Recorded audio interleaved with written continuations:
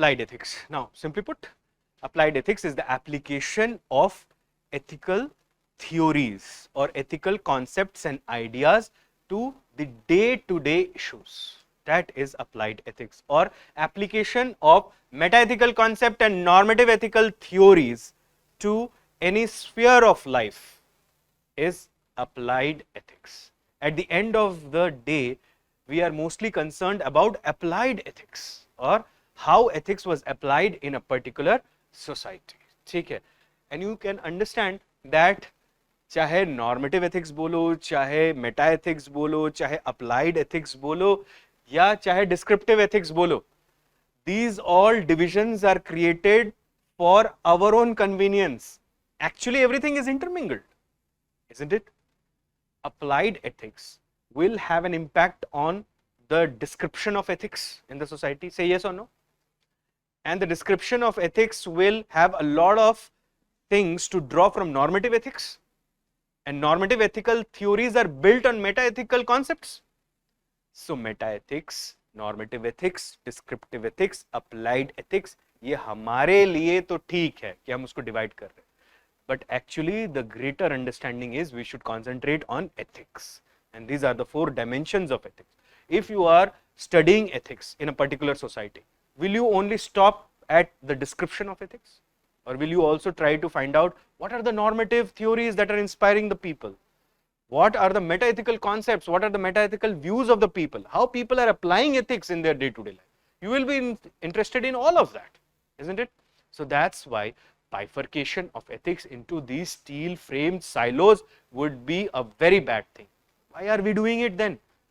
Syllabus में दिया हुआ है, कुछ कर नहीं सकते, ठीक है? Understanding ये है कि ethics तो एक ही है, समझ आया? Ethics एक, उसके रूप अनेक. Which ethics? Abortion is right or wrong? We are in the realm of which ethics? Applied ethics. It is application of ethics with respect to one decision related to life. Do you understand that? When you're talking or discussing on euthanasia, you are where? Ethics in medicine, applied ethics. Ethics in sport, ethics in journalism, applied ethics. I will give you 15 principles. ठीक है? तो ये 15 principal में से अगर आप 5-6 भी use कर लो तब भी आंसर ठीक ठाक हो जाएगा. ठीक? So the first principle is the principle of social benefit. I give you 2 instances. First is, say, for example, primary education.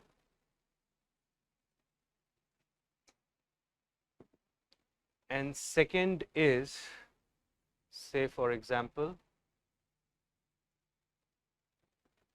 smoking. These are 2 things. Which is more ethical? How did you come to that conclusion? And who are the biggest victims of passive smoking? Children. Children are the biggest victims of passive smoking.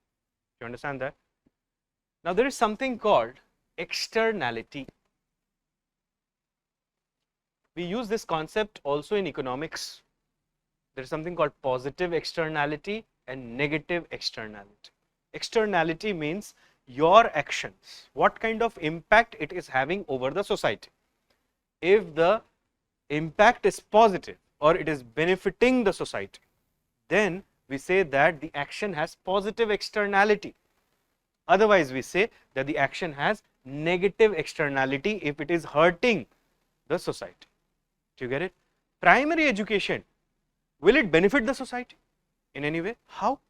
The overall literacy levels will go up, and education is anyhow a public good, and governments always focuses on delivering quality public goods like health and education.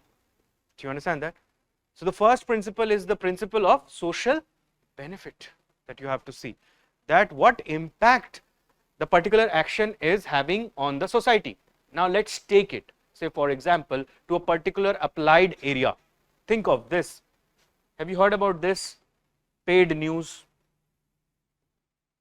Paid news means a news outlet or a news magazine or a news channel, a media house, whatever, accepts money and then reads out a script as a news. That is paid news. Do you understand that? Paid news has positive externality or negative externality? Negative externality, because it erodes the ethos of journalism, the basics of journalism. Do you understand that? It also reduces the faith of the people in the journalism that the paid news people are doing. Do you understand that? In economics also, there is a tax called the Pigovian tax. Have you heard about it? Pigovian taxes are taxes which are implemented on things that have negative externality. Like say for example, primary education पे ज़्यादा tax नहीं होगा, लेकिन cigarette smoking पे हो सकता है product की जो प्राइस हो और जो टैक्स हो उस पे हो सकता है that could be even 80%, 90%. In some country on cigarettes the tax is 180%. The whole idea is to discourage smoking. Remember the cost benefit analysis, Philip Morris company, याद आ रहा है कुछ? सो देयर उन्होंने ये दिखाया था कि कॉस्ट बेनिफिट एनालिसिस करे, smoking is good for the society. Actually it is not. Okay, let's take one more case. There are two individuals, A and B. Okay, now what A does? A is lazy, he procrastinates, and he is also lethargic. जो भी आप सोच सकते. B on the other hand is active, B is also enthusiastic, and B is hardworking. What kind of a friend you would like to have between A and B? Why? Why? Why? Because B is good? Is that the reason? Is that the reason that B is good? Or is there an urge in you to get associated with good people? It means you are thinking about A or B, or you are thinking about yourself while you are making that decision. Did you understand my question? You always think about yourself. There is the second principle in applied ethics, principle of self-preservation. Now say for example, there is a person who is a whistleblower in a particular organization. Does he have the moral right to protect himself from being targeted by others? Because he has been the whistleblower, does he also have the moral right to protect or ask for his protection? That's why we have the Whistleblowers Protection Act 2014, isn't it? So this is something that we have to keep in mind, that there is a principle called the principle of self-preservation. Self-preservation means that how much our action will benefit ourselves. That's also a normative principle. It's mostly flowing from where? Which normative theory? Ethical egoism. Tell me something about his governance or how he ruled. What was the principle behind the governance model that he devised? Who is he, by the way? It's the third Mauryan emperor, Ashoka. Batao. Was he establishing a democratic state, democratic nation state? Was he establishing that? What was he establishing? Welfare state. Welfare was one of his objectives, but he was not establishing a welfare state. What was he establishing? What was he seeking to establish? Was Ashoka creating a council which can overturn the decision of Ashoka? Was he ever on the front of creating such a kind of council? Was he sharing power with anybody? Was the judiciary above the king? In fact, the king's word was the law, and king was the fountain of justice. Do you understand that? And what will be right, what will be wrong in the society was determined by the king himself. And how king came to understand what is right, what is wrong on the basis of his own moral understanding and his own spiritual journey. That's how the king behaved. Do you understand that? He was trying to establish a benevolent dictatorship. Do you understand that? That's what Ashoka was trying to establish. And his model of governance is the paternalist way of governing the country. What did he say in his edicts? Remember, he said that the state is like the parent and the subjects are like the children. And that's why it is the duty of the state to take care of the children. All welfare states do the same. Do you understand that? When some policies are made for the poor who cannot afford goods and services in a competitive free market, government provides it free of cost or at highly subsidized rate, and government pays for that subsidy and compensates it by taxpayers' money or through disinvestments or borrowings. कुछ भी हो सकता है. Principle of paternalism is another thing. Like, say, for example, think of this, that there is a particular athlete who is being attacked by media on some allegation, though it has not been proven in the court of law. Is it not the duty of the federation to protect the athlete till such time that the actual trial happens? Media trial to na hone de. So the institution behaves like a parent to the athlete. It could be anything, like, say, for example, Hockey India ho sakta hai. Do you understand that? It could be Indian Basketball Association. Kuch bhi ho sakta. So this is the third principle that you can use in applied ethics, the principle of paternalism. और अशोका से ये निकल कर आता है, benevolent dictatorships. ठीक है? Ball Association. कुछ भी हो सकता है. So this is the third principle that you can use in applied ethics, the principle of paternalism. और अशोका से ये निकल कर आता है, benevolent dictatorships. Okay. Suppose this is what is happening, that you are just walking past an accident site and you see a man lying on the road in a pool of blood. Would you help or not? Would you help him? So many times you would see these kind of case studies, right? It is the day of your interview, and while you are going, you see a man is lying in a pool of blood and all of that, right? Okay, anyhow, we'll go to case studies when we will. But for now, look here. So when you do this, when you give this help or when you extend this help, what principle are you following? What principle are you following in life? Compassion is the value that you are exhibiting. What principle you are following? Humanity is again the value. What duty you are doing? अच्छा ऐसे बोल दो. Okay, look at the prima facie duties given by W.D. Ross. What is the first duty? Duty of benevolence, yeah, beneficence. Do you understand that? So this is the principle of benevolence. It means try to help others in the society through your conduct and through your actions. Like, say, for example, there is a person who is working with the drug addicts in a rehabilitation camp. So you have to follow this principle of benevolence. While you're writing your answer, if you highlight following the principle of benevolence under such situations will be the right course of action. It gives weightage to your answer. ठीक है? Next principle, ये कौन सा होगा? Fourth या third?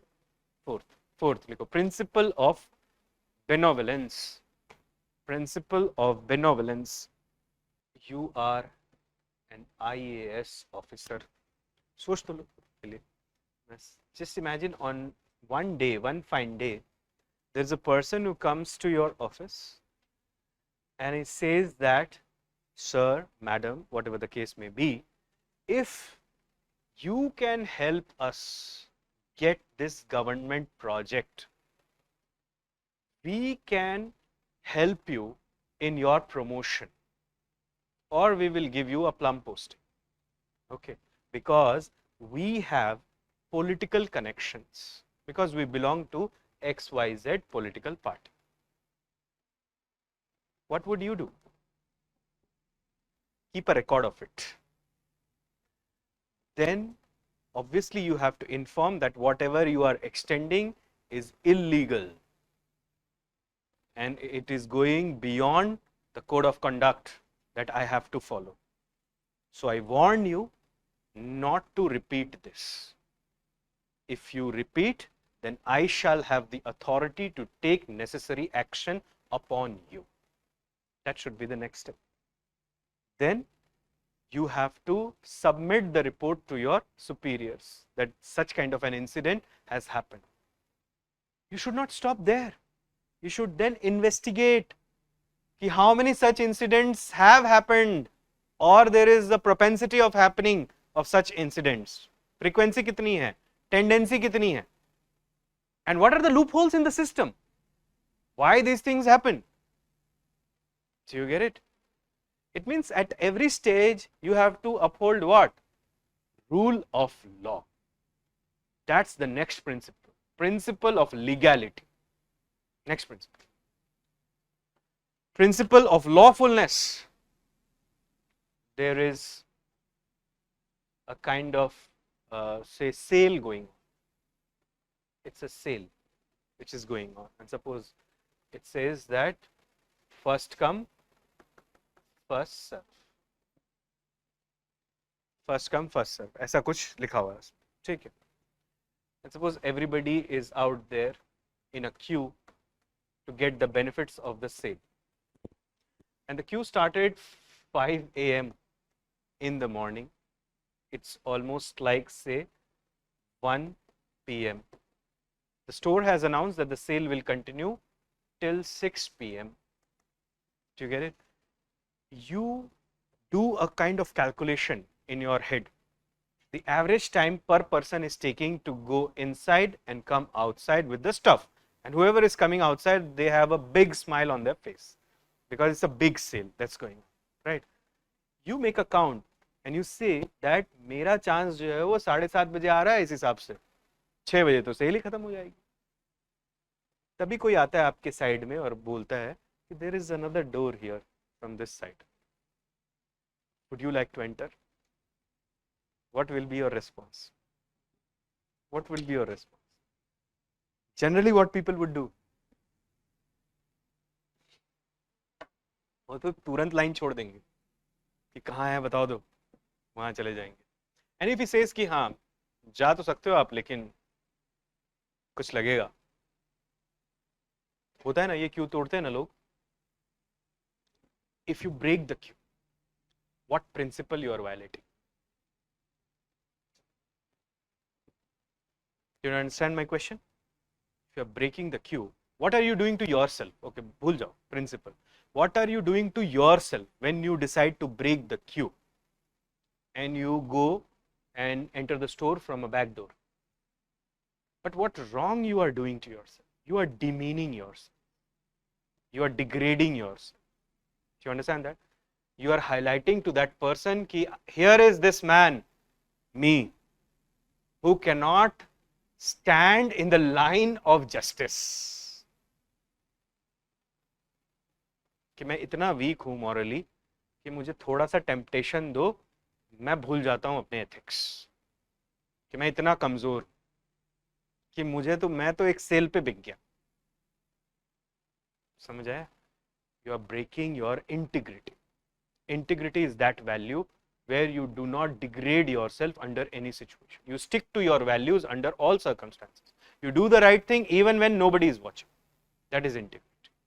Do you understand that? That's the next principle. Write down. Principle of integrity. And if I tell you, highlight 3 attributes of it, what will you highlight? Take that time. Take 30 seconds. Due process. Even now, Supreme Court has discovered due process. In Menka Gandhi case, due process has been discovered. Then can I say this? If there is some damage, then justice would be provided if there is fair compensation. And if somebody has helped in the production of something, justice would be delivered if there is equitable distribution. Equitable distribution upholds that principles, like should be treated alike. It's not equal distribution, it's equitable distribution. Do you understand that? ऐसे सोच कर देखो that two people started a company and the initial investment was this. One person made 90%, the other person made 10%. Now the company has made a profit of, say, 1 lakh rupees. Should we divide the profit 50,000, 50,000 to these two people? That would be gross violation of justice. It should be like 90,000 and 10,000. That is equitable distribution. That would be justice, isn't it? Next, principle of justice. In due process, we also see that whether the law was reasonable or not. Okay, it followed the principles of natural justice or not. Whether the law was fair or not, or was it discriminatory? That's what we see. In procedure established by law, what do we see? We check first whether the authority which passed the law had the authority to pass the law. Second, whether the authority which passed the law followed the rules of lawmaking while it was passing the law. Third, whether the procedure that was established to pass the law under constitution and laws, that was followed or not. Like say for example, if it is a money bill and introduced in Rajya Sabha or Rajya Sabha amended it, there would be violation of procedure established by law, not due process. Okay? Which is the higher ideal? Due process. In India, it is written what? Procedure established by law. But what is derived? Due process. No person shall be deprived of his life or liberty except as per the procedure established by law. Which article? 21. Do you understand that? तो तीन aspect हैं justice के, अगर आप ध्यान से देखोगे तो this is from the victim's side, fair compensation. This is always from the victim's side. This is from the producer's side, whoever has helped in the production process. And this is from the trial side, that when you are at trial or on trial, or you can say this is from lawmaking side, that what should be followed? Due process should be followed. Also you can say this is from the executive side. The law should be reasonable and it should be reasonably implemented. If the implementing authority has acted out of some vested interests or has acted with evil eye and unequal hands, then it is violation of what? Due process of law. Okay? The next principle you anyhow know about it. That's the principle of universality. Act only as per that maxim. If it becomes a universal law, you are comfortable with it, which is Kantian first interpretation of categorical imperative. Next principle, you write. This would be principle number 9. Principle of humanity. It says what? You should treat every person as an end and nobody as a means to attain an end. Principle of autonomy.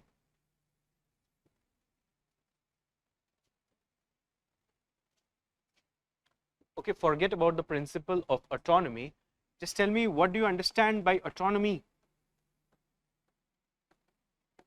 Is autonomy equivalent to freedom or independence, or it is something else? Autonomy.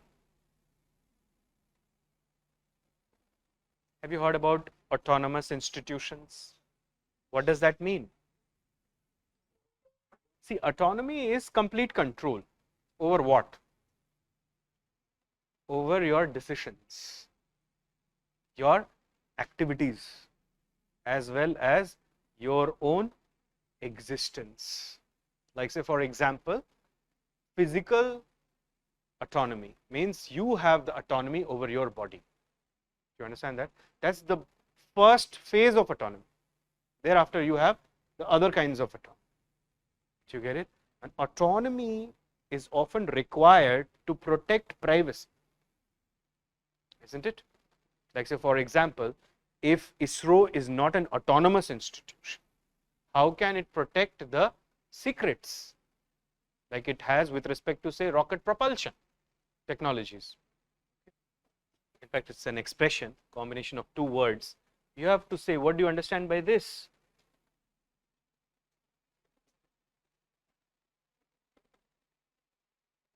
Define human rights.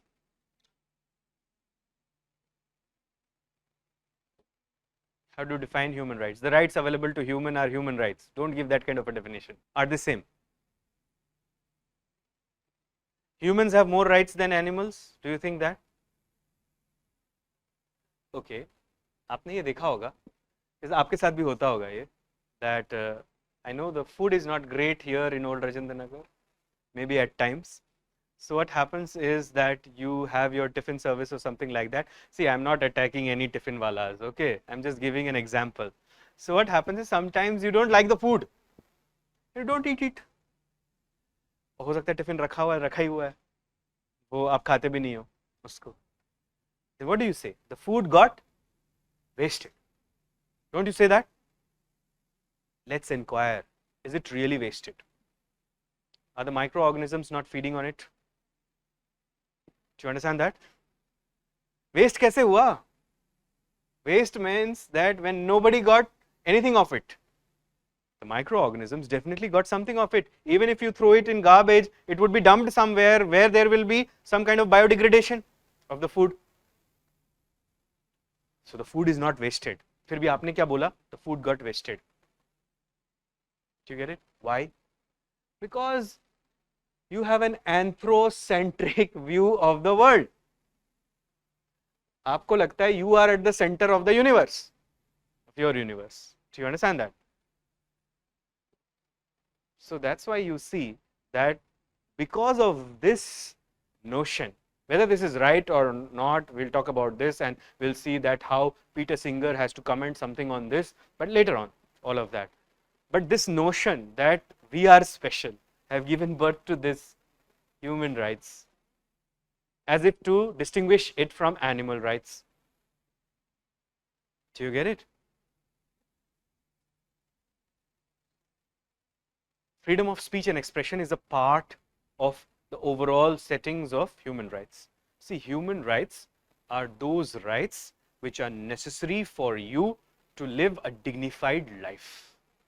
These are human rights, which could be right to freedom of speech and expression, वो सारे rights which are contained in Article 19 Clause 1 Sub Clause A, which means right to freedom of speech and expression, right to assemble freely without arms, right to form associations, unions and cooperative society, right to move freely throughout the territory of India, reside, settle in any part of India, right to practice, profess and propagate any religion or any kind of profession.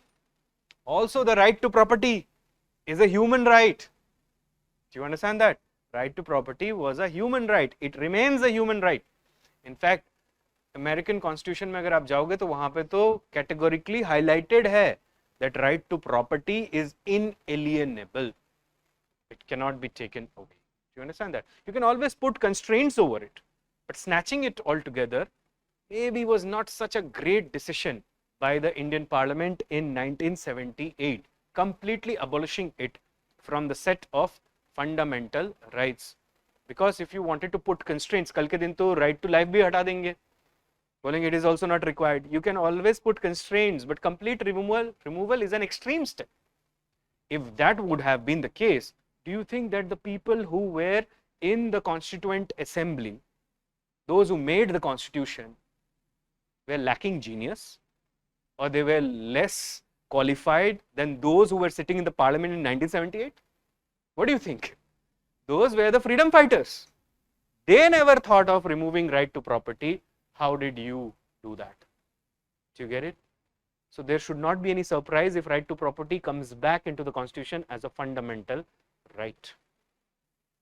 Principle of human rights. There are so many articles, right? Article 31A, 31B, 31C, 31D. 31D तो वैसे हट गया 43rd Constitution Amendment से. But they all put constraints on property. Then you have land reforms, one more way, जो कि पूरे तरीके से हुए ही नहीं कभी अच्छे से. Then you have the Sealing Act, the Land Sealing Act. Then you have classification of land as agricultural land, non-agricultural land, forest land, etc.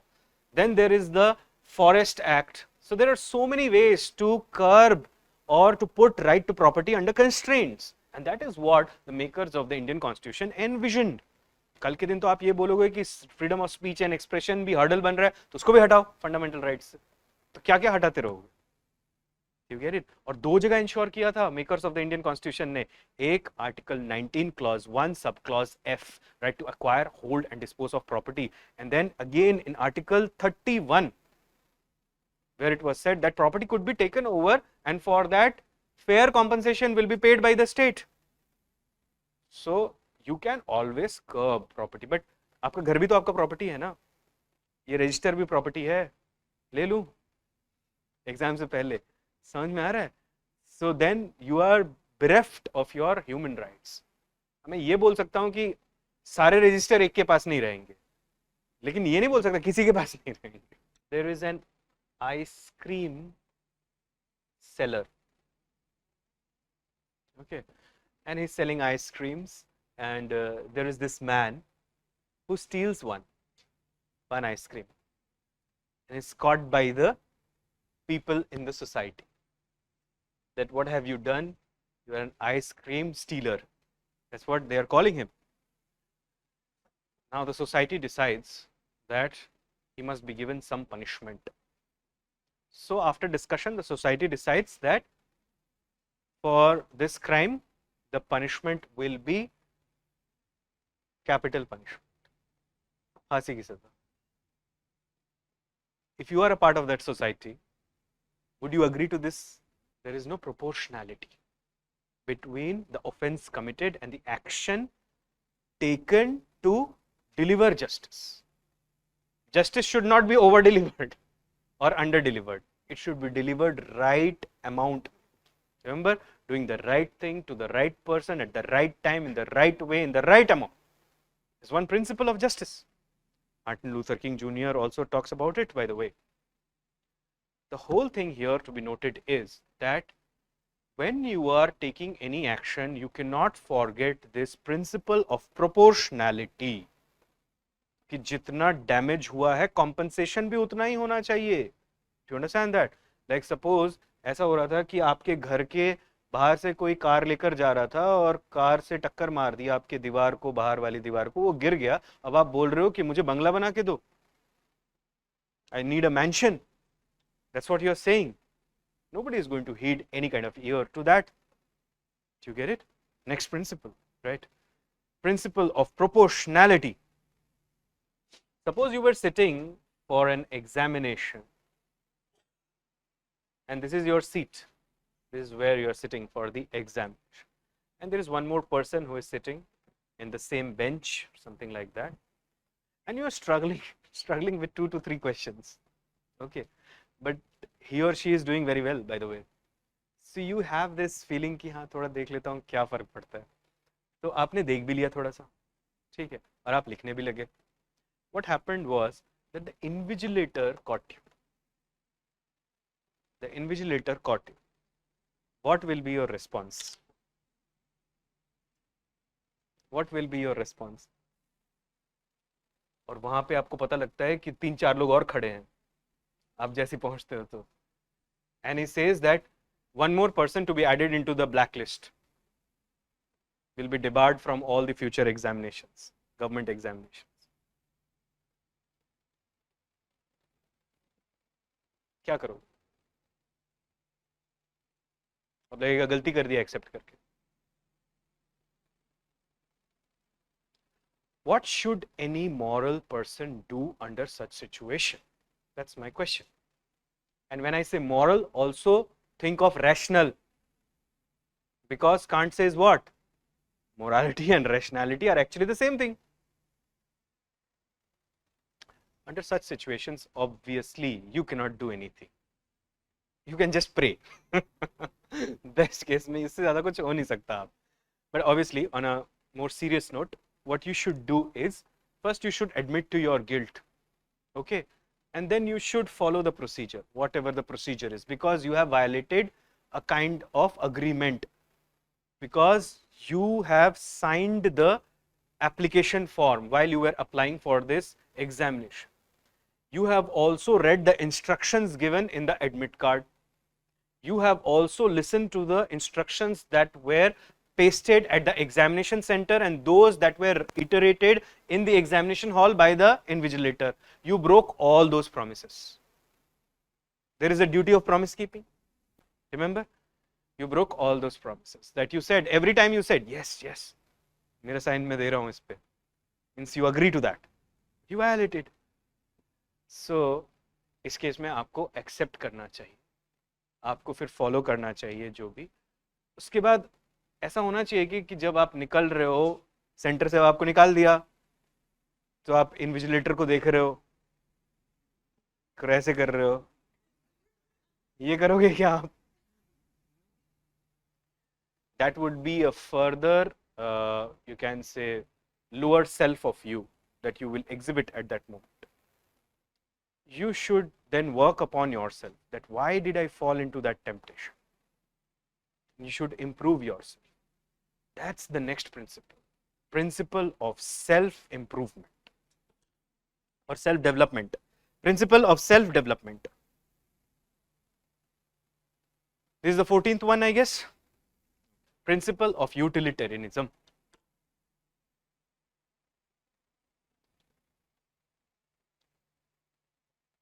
What would this principle say? Perform those actions that bring maximum benefit to the maximum number.